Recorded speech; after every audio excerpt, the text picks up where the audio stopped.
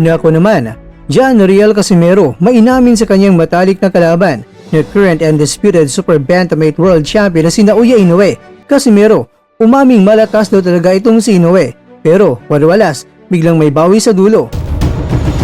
Arthur Villanueva, may mensahe sa kalaban bago ang paparating nila na laban. Ito po galing mga kwento ang balitang ibabagi ko sa inyo. Kaya tara, kwentuhan na.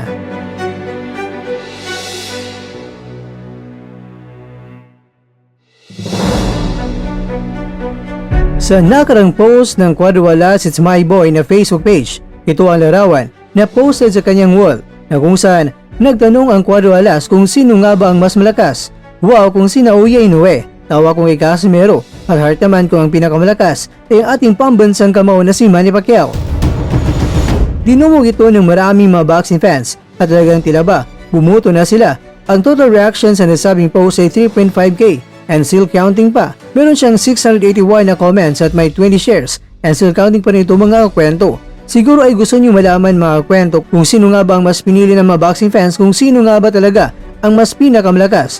Kung ating pagbabatayan ng mga nag-react sa nasabing post, ang mas pinili nila na pinakamalakas ay syempre itong si Pacman. Meron siyang 1.9k reactions. Ngayon naman mga kwento ay dito na tayo kay Inoue at Casimero. Kay Casimero, kumakot ito ng 854 reactions.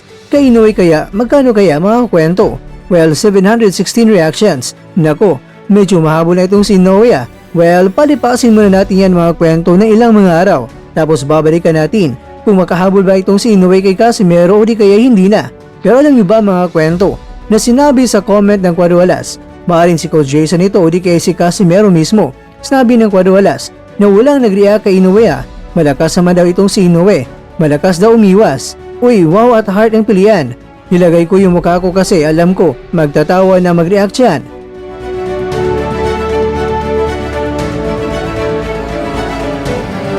Samantala, target na ngayon ng ating kaubayan na si Villanueva na mahinto na ang kanyang sunod-sunod na mga talo. February 8, 2025 ay nakatad ang laban ni Villanueva sa balwarte ng kalaban sa Mexico para harapin ang Mexican na si Brian Mercado Vasquez para sa World Boxing Council International Super Bantamweight Belt. Bangungot kasi ang sinapit ni Villanueva sa nakarang taon dahil siya ay natalo sa mga laban niya sa Amerika. Itong si Villanueva ay natalo via 4-round stoppage kay Elijah Pierce at natalo rin yan kontra kay Saul Sanchez via unanimous decision.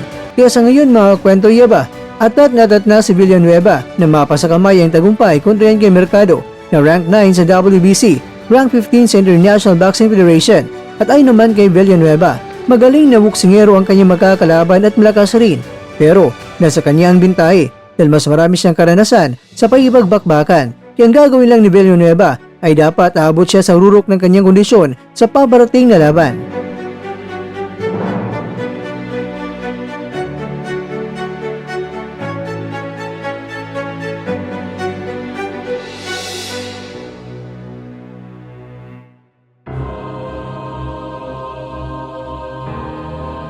Mga kakwento, sana ay magtagumpay ang ating kaubayan sa laban niya sa Mexico.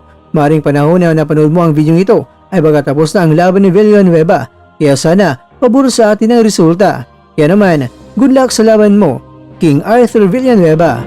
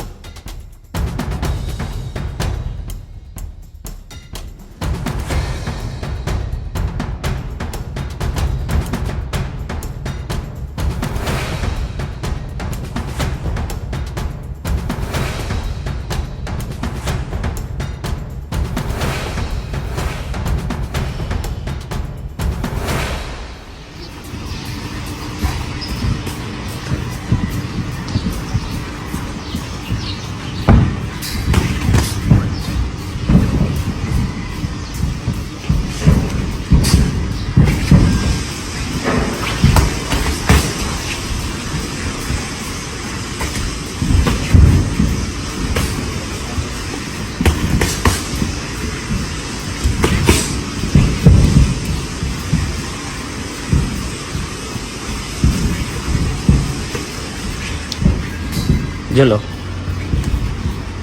Diyan ka, Jol. Nadali ka, Jol. Ano, yung kamot.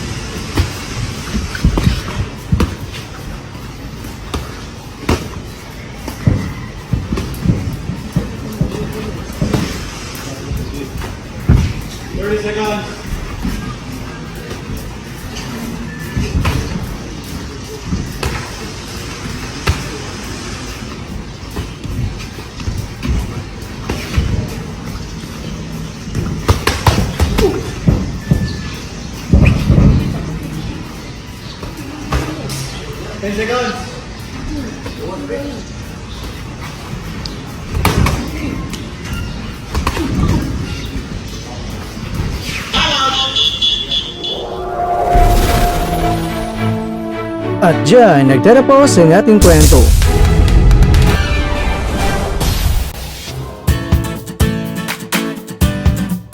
Maraming salamat mga kakwento sa inyong panonood. Pero baka naman mga kakwento ay nagustuhan niyo po ang kwento natin ngayon. Baka pwede niyo po akong mabigyan dyan ng like, subscribe at pa-click na rin sa bell button.